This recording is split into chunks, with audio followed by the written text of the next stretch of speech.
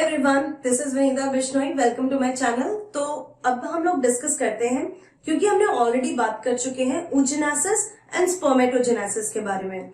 अब उन दोनों में बेसिक डिफरेंसेस क्या है वो हम अभी बात करेंगे, और ये डिफरेंस बहुत जरूरी है नीट के लिए भी और आपके बोर्ड एग्जाम्स के लिए भी।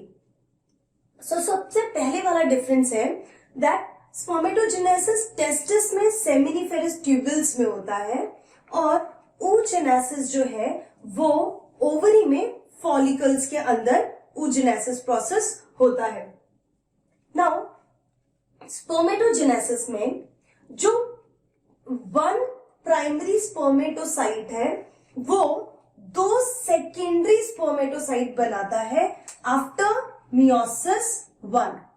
मियोसिस वन करने के बाद ये डिप्लॉयड प्राइमरी स्पर्मेटोसाइट एक primary spermatocyte will make two secondary haploid spermatocyte, whereas in this case one primary oocyte makes after meiosis one that will make one secondary oocyte and one polar body।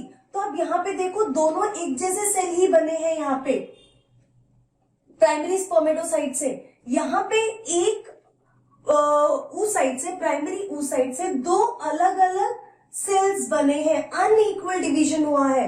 बड़ा वाला secondary oocyte बोलते हुए और छोटे वाले को polar body बोला जाता है। सेकेंडरी स्पर्मेटोसाइट ये मियोसिस 2 के बाद स्पर्मेटिड्स बनाता है। सेकेंडरी स्पर्मेटोसाइट्स जो है यहाँ पे कितने हैं, दो सेकेंडरी स्पर्मेटोसाइट्स थे तो वो 4 स्पर्मेटिड्स बनाएंगे। Whereas in its case again the division will be unequal।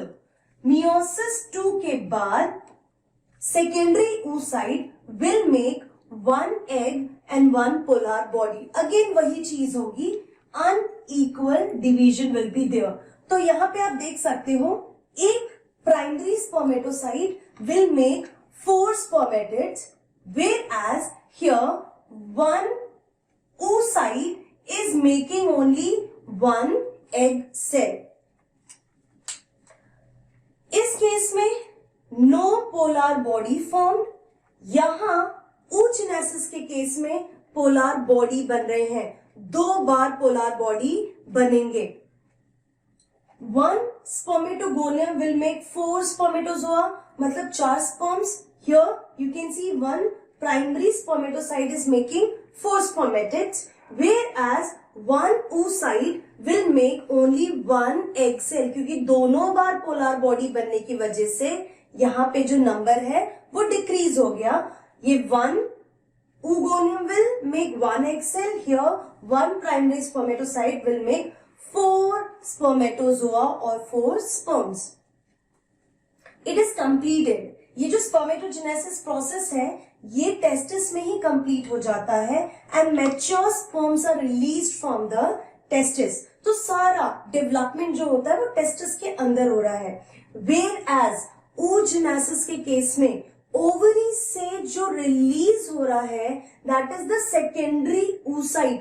वो मैच्योर एग नहीं है, immature oocyte is released from the ovary. तो यहाँ पे स्पर्मेटोजेनेसिस के केस में टेस्टिस से जो बाहर मैच्योर स्पर्म्स आ रहे हैं, यहाँ पे ओवरी से बाहर जो आ रहा है वो इमैच्योर सेल होगा, oogonia होगा, जिसे आप सेकेंडरी oocyte बोलेंगे।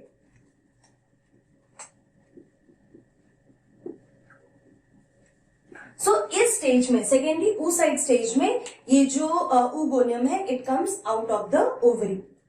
Spermatids transforms into sperms for reproduction, उसे हम स्पर्मियोजेनेसिस कहते हैं। तो स्पर्मेटोजेनेसिस में जो स्पर्मेटिड्स बनते हैं उनको स्पर्म्स का शेप लेना पड़ता है, एंड वो प्रोसेस स्पर्मियोजेनेसिस होता है, जो मैं ऑलरेडी आपको एक्सप्लेन कर चुकी हूँ। तो ये स्पर्मियोजेनेसिस होगा तभी स्पर्म एक्टिव होते हैं एंड तभी वो रिप्रोडक्शन के लिए सूटेबल होंगे। Whereas जो oogenesis है उस केस में ये जो एग सेल्स हैं इनमें कोई ऐसे changes, morphological changes anatomical changes नहीं होते, जो कि स्पर्मेटिड्स के केस में होता है। ये एक कंटिन्यूएशन प्रोसेस है। स्पर्मेटोजेनेसिस को 74 डेज लगते हैं स्पर्मेटोगोनियम से लेकर स्पर्म्स बनाने में, it take 74 days. But female के केस में, oogenesis के केस में, it is a discontinuous process. कैसे डिसकंटिन्यूअस प्रोसेस? बाय बर्थ, जब भी एक गर्ल चाइल्ड का बर्थ होता है तो उनके ओवरी में एक फिक्स्ड नंबर होते हैं, राइट? वो कुछ फिक्स नंबर फॉलिकल्स होते हैं। वो बर्थ के बाद there will be no changes in those follicles, follicles में कोई चेंजेस नहीं आ रहे हैं। देन मतलब कि प्रोसेस वो होल्ड पर है। देन प्यूबर्टी में again the process will start. जैसे ही प्यूबर्टी आती है, again there will be changes in the this follicular sales.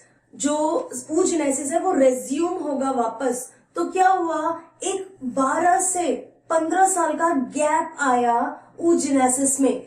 यहाँ पे ऐसा कोई गैप नहीं होता।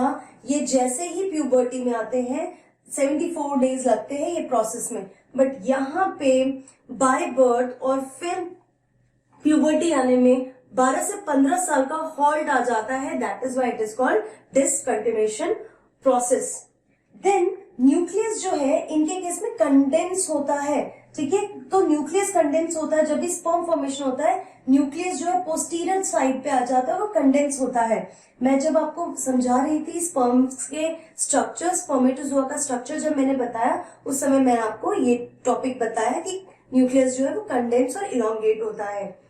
oogenesis के केस में न्यूक्लियस इंक्रीज होगा, क्योंकि जो न्यूक्लियोप्लाज्म है it is accumulating a lot of content for cell division, for zygote formation, fertilization के लिए। सो इसीलिए यहाँ पे न्यूक्लियस का साइज इंक्रीज होता है और यहाँ पे न्यूक्लियस का साइज जो है वो कंडेंस होता है, न्यूक्लियस कंडेंस होता है। स्पर्म जो होता है ओरिजिनल स्पर्मेटोगोनिया, जब स्पर्म बनाता है तो स्पर्मेटोगोनिया के कंपैरिजन में स्पर्म का साइज छोटा होता है। वेयर एज oogenesis में जो ओवम होता है वो oogonal सेल्स के कंपैरिजन में बड़े होते हैं, because of this increase in the nucleus, ठीक है? तो यहाँ पे ओरिजिनल जो स्पर्म मदर सेल है एंड जो स्पर्म्स है, sperms are smaller than sperm mother cell, whereas जो एग मदर सेल होते हैं, oogonim होते हैं, उनके कंपैरिजन में ओवा का साइज बहुत बड़ा होगा। So this is a complete difference between spermatogenesis and oogenesis. इसके एक एक पॉइंट आपको बहुत अच्छे से पता होना चाहिए, चाहे वो लोकेशन है, ड्यूरेशन है, कंटिन्यूस प्रोसेस है या डिसकंटिन्यूएशन प्रोसेस है। 1 से 4 सी ये भी बहुत इंपॉर्टेंट है कि एक स्पर्मेटोजोआ से कितने बनते हैं, 4 स्पर्मेटिड्स बनते हैं, और यहाँ पे एक oogoनियम से सिर्फ एक ही एग बनता है। सो ये सब कैलकुलेशन में पूछे जा सकते हैं। So just be very careful, learn it very properly and don't forget. Still अगर आपको ऐसा लगता है कुछ प्रॉब्लम है, आप बिल्कुल आसानी से मुझसे पूछ सकते हैं। I will reply for sure. So see you in my next video. Till then keep learning and be safe.